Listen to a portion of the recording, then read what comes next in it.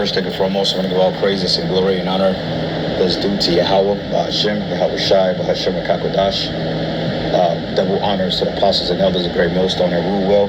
Peace and blessings and salutations to the hopeful elect. Those in the gospel broadly from the standard of Yahweh, Hashem, Yahweh Shai, wherever it may be. This is another lesson through the Spirit, just covering the third woe, World War III. As we're seeing tensions in the Middle East, or what they call the Middle East, are intensifying between Slovakia, but Iran and Israel. As we believe through the Spirit that this war will lead to even greater conflicts in what you would call the Middle East. Because for the simple fact, you're going to understand that the small hats, or the JOOs, are basically trying to protect their interests with destabilizing the Middle East, which, you know, between Iran and Israel, they've been at war, hell, since fucking the 50s, you know, 40s to 50s, because after Israel was established as a state, because it's not a nation, it's a state, it's a welfare state. That was bombings shortly after they was established, man. I believe Egypt bombed them, if I'm not mistaken. But going back into 1967, you got the 6-day war. There's been nothing but conflict and turmoil in that part of the world since you small hats have occupied our land. And that's ironic because the scriptures tell you, in fact, the opposite of what was supposed to happen when these people returned back to the land. But instead, when you got into the land, more wars, more economic stability, more economic instability, Slovakia, and just more instability around the world have grown more rapid since you heathens have entered the land of Israel, which that land does not belong to you. Okay, the people that's occupying the land of what they call Jerusalem or Israel today, modern day Tel Aviv, they're not the true people of the Bible. Okay, they're not the true people of the Lord. They're imposters, and they know that.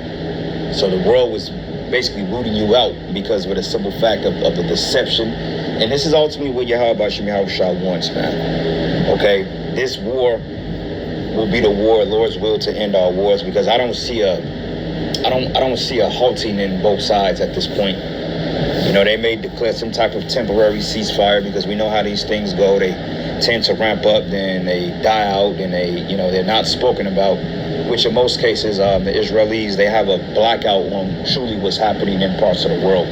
So the news that we're getting convoluted information, to say the least, of what's really transpiring over there in Tel Aviv or Gaza. You know, so they have a blackout on what's going on because they want to sway the narratives, and they don't want people to understand what's happening and that they're the fault and the primary culprit of the hell in the world, you know. So this is a video here from Redacted. It says the battle was just beginning. Colonel Dan Davis warns Israel is in real trouble. And we know that Russia has troops on standby. We know that North Korea, China, you know, parts of Africa, you know, you got Libya. You know, you got those Hamitic nations that's on standby because, according to Ezekiel, the 38th chapter, it tells Russia to be a guard into these smaller Hamitic nations, primarily Iran, Syria, North Korea, etc. You know, and America, you know, low key, you got Trump talking about, well, we'll know in 2 weeks if we're going to get in a war now, but they already been instigating a war because who you think is funding Israel? Who do you think that's putting out the weaponry so Israel can go to war with these other nations, man? See, America's already involved in it. They're just using proxy-backed nations to hide their hand so it don't come back to them. But overall, the Russians already know that you are involved in every major conflict on the planet Earth, so there's no secret there. All right, but I'm going to play a couple of minutes of this video, and I have a video from Kim Iverson as well. I claim her, by the way. I don't know if she's Filipino or she could be Northern. I don't know, but either way it go, she's gonna be added to the roster. Just a random thought. You know, somebody may say, well, she ain't even all that. And it ain't the point, brother. It ain't the point. She ain't gotta be all that. You know, she just on point, you know. But anyway, let's play a couple of minutes of this video. We'll get a couple precepts and that'll be that. The White House says that President Trump is trying to decide right now about a war with Iran, but he just needs a few weeks to decide. Watch. Regarding the ongoing... And why do you need a few weeks to decide on what you're gonna do? Because that's deceit talk. They already have a plan. They're just trying to go in undetected. That's the point of them using NATO as a proxy to fund Ukraine. With America, we know that the West was funding the Ukraine regardless, but instead they wanted to use Ukraine as pretty much a proxy to pretty much be on the borders of Russia, because see, they need somebody to do their bid, because America is just not going to outright invade Iran at face value, or Russia. Just not going to happen. So if they do that, they'll send like spies or particular mercenaries, or they'll set up proxies to gather intelligence on these particular nations so they can figure out how to overthrow them covertly. And that's how this man gets down. You know, he's on his 007 shit, you know, trying to get you from within instead of just going in an all direct assault, because they don't have confidence in their, they don't have confidence in their military. They don't have confidence in their competency. They just don't. You know, because the scriptures say how the things of Esau been searched out. So he's totally exposed. Situation in Iran. I know there has been a lot of speculation amongst all of you in the media regarding the president's decision making and whether or not the United States will be directly involved. In light of that news, I have a message directly from the president, and I quote, "Based on the fact that there's a substantial chance of negotiations that may or may not take place with Iran in the near future, I will make my decision whether or not to go within the next 2 weeks." That's a quote directly. So why do you need 2 weeks? Okay, he's already plotting on it. Like, you don't need 2 weeks to determine if you're going to go to war or not, motherfucker. Your best interest is in Israel. Their best interest is in you. So you have to back them, because you're the only person on the planet that have the small hat's best interest, because they bought and paid for your elections, all the lobbyists and so forth. Hey, Trump was funded by these people. Biden was funded by these people. Every American president was funded by the Jewish state. Okay, that's why you have lobbyists. This is why the head of the CDC, you know, the head of the FDA, you know, all these men, they're all small hats. They're Amalekites, man. You know, Palantir, BlackRock, Vanguard, and what's the other one? What's fucking PayPal? You know, like Peter Thiel, they're all small hats, man. Okay, you're funded by the small hats, so therefore you have to pledge your allegiance to them. They bought you out. They gave you the elections, man. They bought you out, man. So you have to go and fund them, because they've paid for you. They funded you. They put you in there. You know, they backed you up, and this is the result of it. So you have to back them. And they know, oh, well, we're going to figure out. You're going to war, bro. Whether next week, 2 weeks, or next year, whenever the Spirit of the Lord moves on you devils, you're going down there. And that's going to be the end all be all. And we can't wait. From the president for all of you today. So we'll kick it off for questions here in our new media seat. We have Eli Lake from... Okay, so that's a TBD, right? That's a to be determined. We're just really not sure whether or not we're going to go to war. The president needs some time to cool his jets, maybe meditate, maybe pray. Are you exhausted reading the tea leaves and then anything we're promised doesn't happen? We don't know what's happening. Well, Seymour Hersh reports just the opposite. He says today in his reporting that a war and an attack on Iran is happening within the next 48 hours over the weekend. His report is chilling and absolutely credible, given his track record. He's a Pulitzer Prize-winning journalist known for exposing the My Lai massacre, CIA abuses, the secret U.S. operations, the U.S. blowing up the Nord Stream pipeline. We trust him pretty much. Here's what he says, that what I've been told is that a war is coming. He says, this is a report on what is most likely to happen in Iran as early as this weekend, according to Israeli insiders and American officials I've relied upon for decades. It will entail heavy American bombing. I have vetted this report with a longtime U.S. official in Washington who told me that all will be under control if Iran's supreme leader, Ali Khamenei, departs. Just how that might happen, short of his assassination, is not known. There's a great deal of talk about American firepower and targets inside Iran, but little practical thinking, as far as I can tell, about how to remove a revered religious leader with an enormous following. What the F does that mean, you guys? We really don't know. He's saying that an attack is imminent. They are full on planning for regime change, but they're calling it depart. What does that mean? Depart the planet? the soul departs the body, Clayton? Any? Departs, yeah, I mean, gets on a shuttle and heads out somewhere. I mean, I don't exactly know. Iran, though, is ignoring Donald Trump's demand for unconditional surrender. The country's supreme leader shot down Trump's message on saying that there's no way the Islamic Republic will surrender. And the Iranian leader says the U.S. will face irreparable consequences if the military enters the fray. The Ayatollah also said 6 days into this war that the battle begins now. The battle is just beginning. Is it just talk? Is it just bluster? Or are we in for hell on earth as the night unfolds? Nah, we're getting there, all right? We just, there's a stalemate. Well, I won't say a stalemate, but there's a halt in things escalating because we're still waiting on a chip. But even prior to the chip being released, you're still going to have the puzzle pieces that's being put into play to set up prophecy, man, because once the chip is in, everything can just roll smoothly. See, this is the wars and rumors of wars, and, the scriptures go into that, the beginning of sorrows, but we still have to wait for the downfall or the economic downgrade of Babylon the Great in this digital system, which, I mean, that's in the process as we speak. So, we can see a digital system as quickly as another year, 2026 can be the start of everything going left, but we just have to wait and see. It's all up to Yahweh Shem Shai, but overall, this place won't be destroyed and our deliverance will not come until this place is totally digital, meaning the chip. And by the time that happens, the war would already be escalating. So I say by the time the chip comes, the nukes, they already be talking about using nuclear weapons, and that's how quick this thing is going to intensify. All right, so this is the book of Revelation. Not Revelation, Zephaniah 3. That's the spirit. I got to go to Revelation now. But that's the spirit of Zephaniah 3. And I'm going to start at verses 8. It says, "Therefore wait ye upon me, says Yahweh, until the day I rise up to the prey. It says, for my determination is to gather the nations, that I may assemble the kingdoms, to pour upon them my indignation, even all my fierce anger. For all the earth should be devoured with the fire of my jealousy." Okay, this is going into the third woe.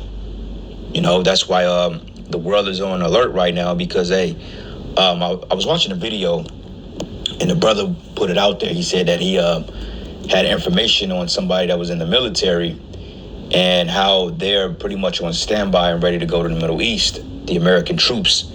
So, yeah. And when shit happens, they're going to have to bring back a draft, man. And I speculate that a draft is just going to come back abruptly because, they're going to realize that the numbers are not meeting. And when this shit gets real, I think they're just going to start grabbing people up. I don't think it's going to be like a formal draft at first. Well, it may be at first, but when they don't get enough people that's going to register the draft for the draft, then that's when they're going to start grabbing people up against their will and sending them over there, man. And I could very well see that taking place. You see if they're not already doing it. But it says the earth, off of all the earth should be devoured with the fire of my jealousy. So this is where we're at. Yahweh Bashim Yahweh Shai is rousing up the beast system, and the bear, which is Russia. They're going to end up clashing because that's what the scriptures say, So what we've seen so far hasn't really been a battle at all? Just like an opening salvo?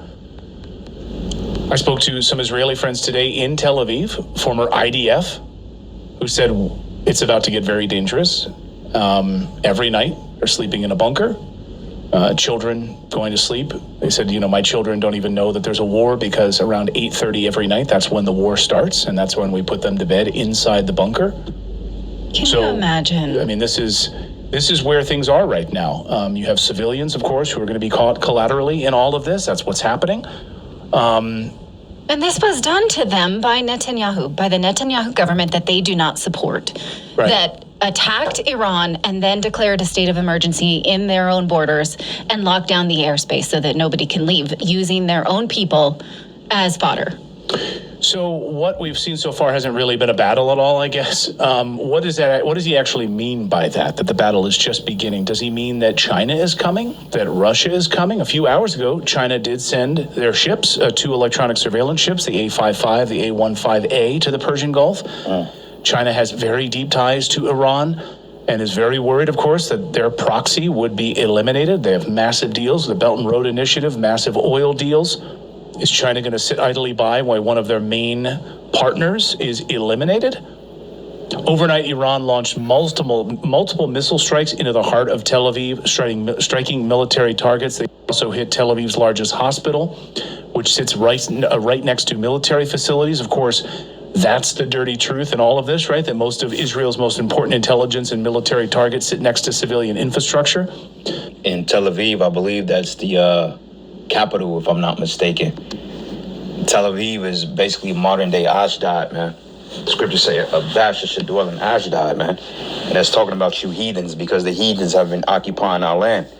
Okay, since we've been kicked out of the land in 70 AD, the heathens have been occupying our land, man. So let's go from here to Revelation 8, and I'm going to start at verses 13. It says, "And I beheld, and I heard an angel flying through the midst of heaven, saying with a loud voice, Woe, woe, woe," okay, which woe represents destruction, "to the inhabitants of the earth by reason of the other voices of the trumpet of the three angels that are yet to sound," okay? So going into the world wars, respectively World War III, the third woe. All right. Revelation 9, and I'm going to start at verses 12. It says, "One woe is past, and behold, there come two woes more hereafter," which goes into the world wars. But it says, "And the sixth angel sounded, and I heard a voice from the four horns of the golden altar which is before the Most High, saying to the sixth angel which had the trumpet, Loose the four angels which are bound in the great river Euphrates.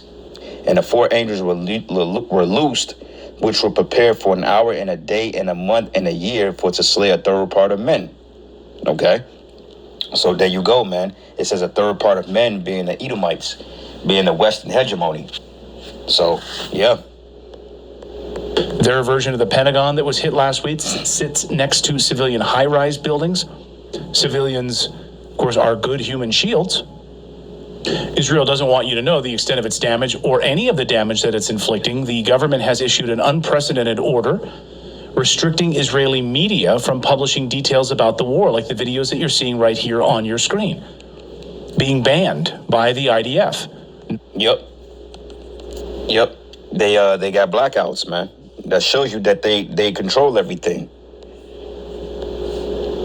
See this, IDF. Media blackout. Google is so filtered now. Google ain't gonna tell you anything. Like you'd be surprised if you even get any semblance of truth on Google. If it's mainstream, you get it. But anything else, like Google is not what it used to be. It's just not gonna give you the right information.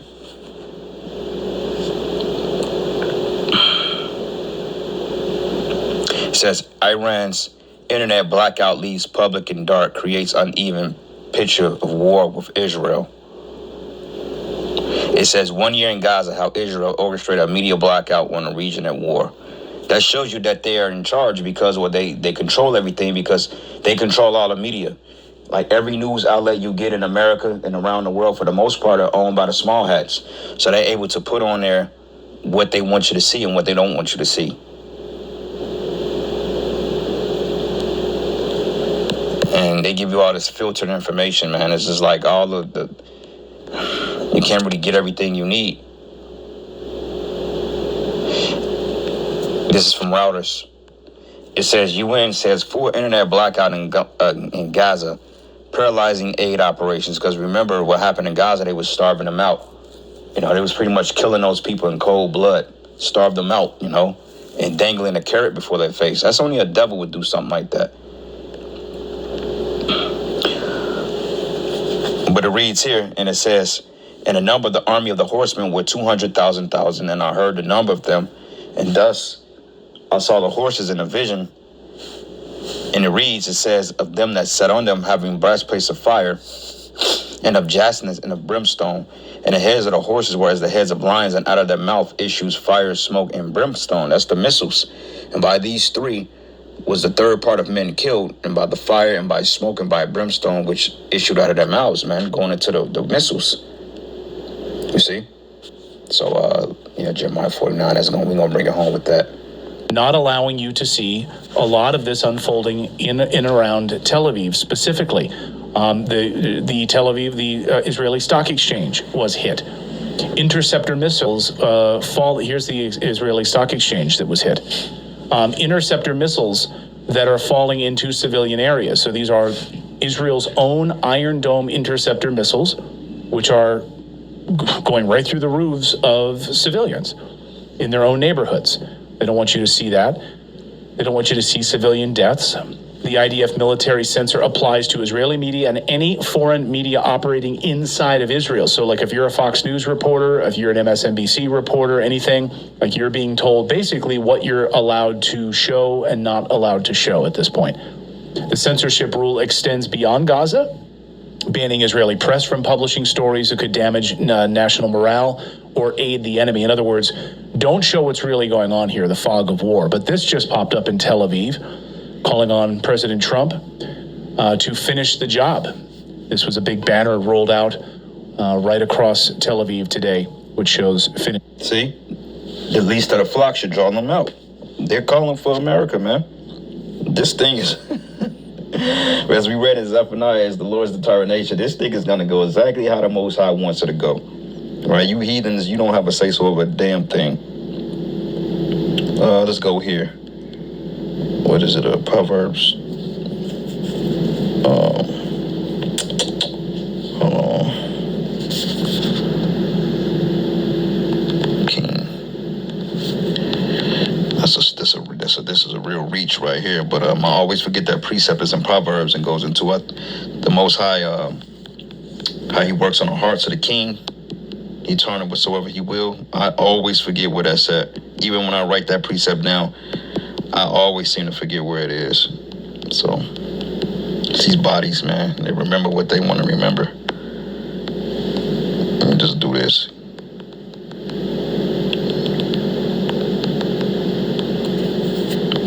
Still a bit of a reach, but bingo, Proverbs 21:1. I knew it was that.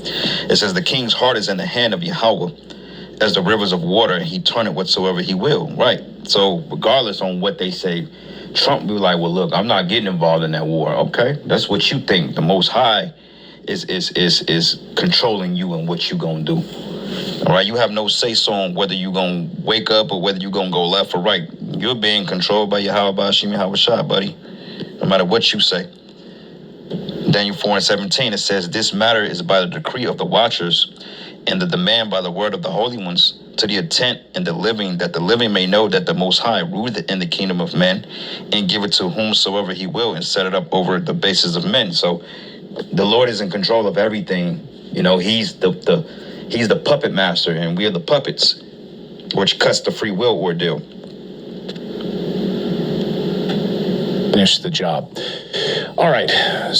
Well, if you guys know anything about me, you know I love a great story. Heck, that's why I became a journalist, because I love listening to other people's stories. That's how we learn things in life. And nothing goes better with a story than sitting with friends and having a great bottle of wine, a great glass of wine. You don't have to drink the whole bottle. So that's that shit. Wondering if you could use your FSA for that? At FSA Store, everything is guaranteed FSA eligible. Find surprisingly eligible. Stretched thin. Donald Trump campaign.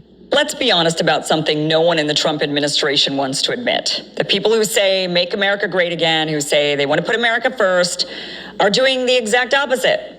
Because you can't put America first while cheering on a war that destroys another country and sends millions of refugees pouring into the West, including into the United States. Every single war we fight or fund comes with a refugee crisis attached. Every missile we send, every regime we help topple, every airstrike we applaud, it doesn't stay over there. It comes back in the form of migrants fleeing collapsed cities, ruined economies, and endless chaos. And yet the people, often the MAGA crowd, screaming to close the borders, are often the same ones cheering for this war. And the liberal Democrats, by the way, who decry the rise of right-wing populism in Europe, which is a direct reaction to the migration crisis, well, they of course support war too.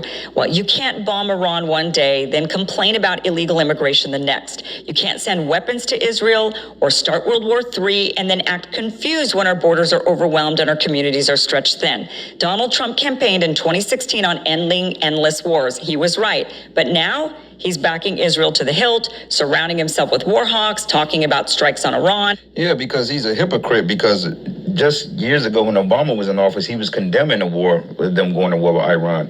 He was condemning that. You know what I'm saying? He was against it. Now all of a sudden, now he's backing it. See, that show you that these politicians and these presidents, they're all paid for by Israel lobbyists, man. They're all bought and paid for. All of them. And refusing to stand against the people pushing us into another regional disaster. That's not America first. That's neocons first. That's Israel first. And if we go down this path again, it's not going to make America great. It's going to break us. So let's look at the facts, not the spins, not the slogans. Let's look at the actual history of what happens when America gets involved in another Middle Eastern war. The Iraq War from 2003 to actually, let's back up. Let's go ahead and back up a little bit further back from there. Let's go ahead and look at the when we toppled Iran the first time around. What happened there? Over 50,000 Iranians fled to the U.S. after the fall of the Shah in 1979. Today, over 500,000 Iranians have resettled into the United States, many from that wave and from subsequent waves. And after the recent Israeli strikes on Tehran, over 100,000 Iranians have already fled major cities just within the last few days. So if war breaks out, conservative estimates are that about 2 to 5 million Iranians could be displaced in the first year alone. And where do you think they're going to go? Where are they going to go? Their families. We have 500,000 Iranians already in the United States. So they have family members. They're going to reunite. They're going to bring their families into the United States. You don't want all those refugees? You don't want all those migrants? How about you stop cheering for war? The Iraq War, from 2003 to 2011, there were over 4 million Iraqis who were displaced. 2 million fled abroad. 130,000 of those were resettled in the United States between 2007 and 2014. So a lot of those Iraqis went into Europe. And a lot of you talk about, oh, look at Europe. We don't want to become the next Europe. Look at what's happening to them. The UK is not even recognizable anymore. I'm hearing this all the time. Europe isn't recognizable. It's no longer Europe because of all these migrants that have flooded in. Well, that is because our Iraq war, which Europe supported, which they probably shouldn't have in hindsight, it's their own fault. They shouldn't be supporting our wars. But then again, we've got all of our bases in their territories. We've got NATO. They don't really have a choice. America could just wage war with Europeans at any time, and we're already on their soil. So they have to pretty much do whatever we say. Yeah, and that's what all this border crisis shit was about. Like the scriptures goes into how we'll fill thee with men as caterpillars, and they should rise up and shout against thee. Yeah, so all those, what do you call nationalists that came over here, a lot of them are fucking sleeper cells too. Remember that. That's why the scriptures tells us that, roughly paraphrasing it, that the Assyrians, they should waste a portion of the land of the Assyrians. You already got our Iranians over here already plotting. So it's already set up. Stage is already being set. But this is the book of Jeremiah 49. And I'm going to start at verses, let's go down a little bit. Verses 10. It says, but I've made Esau bare. I've uncovered his secret places, and he should not be able to hide himself. Yeah, you've been exposed, man.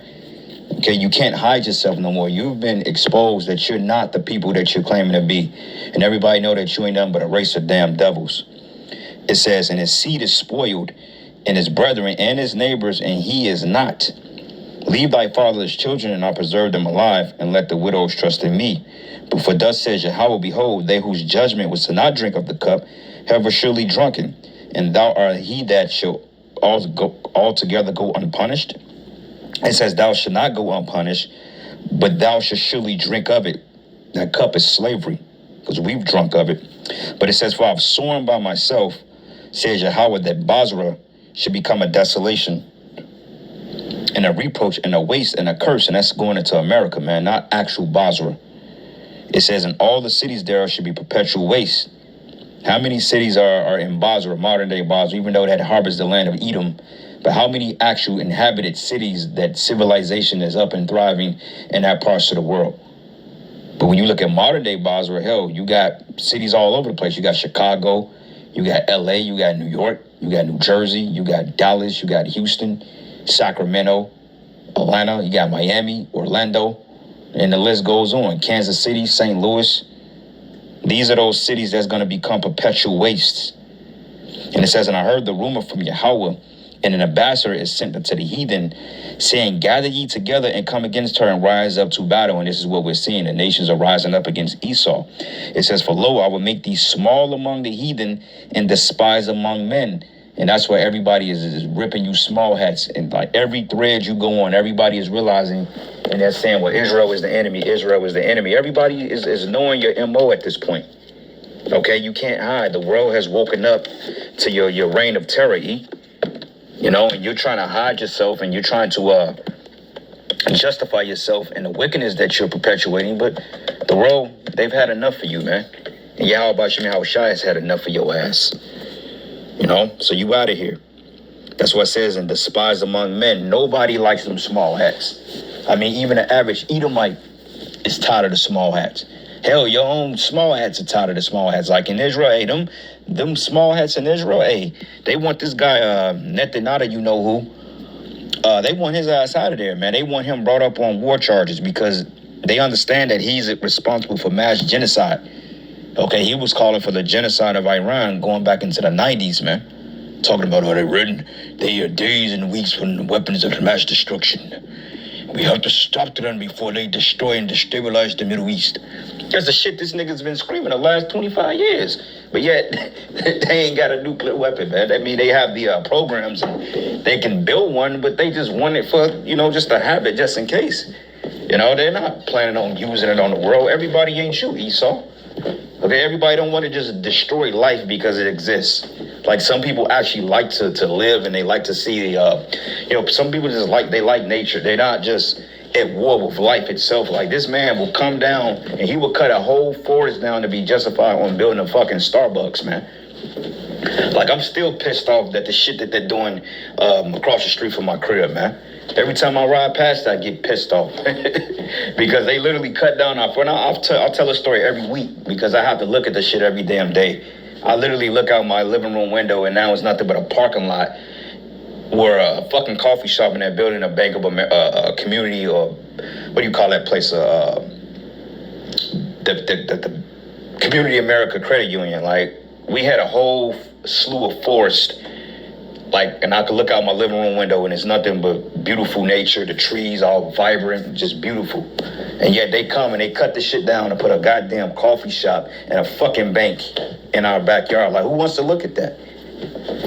You know what I'm saying? That's why the scriptures say they should build, but I should throw down. I mean, even if they did decide to put the businesses right here, they didn't have to be justified on cutting everything. They had more than enough room to build what they need to build without cutting down trees just to do nothing with it. So that proves that this man is anti-life, man. But yet he's afraid that when other nations get nuclear capabilities, they're going to shoot him on his ass because he's the one that's guilty. He's the one that's against the wall. Because that's what a guilty person would do. You see? Anyway, it says, the terribleness have deceived thee, and the pride of thy heart, O thou that dwellest in the clefts of the rock, that holdest the height of the hill, which shows that you're the governor of the world. It says, though thou should make thy nest as high as the eagle, that's a sign that this is talking about you Edomites, I will bring thee down, thus says Yahweh.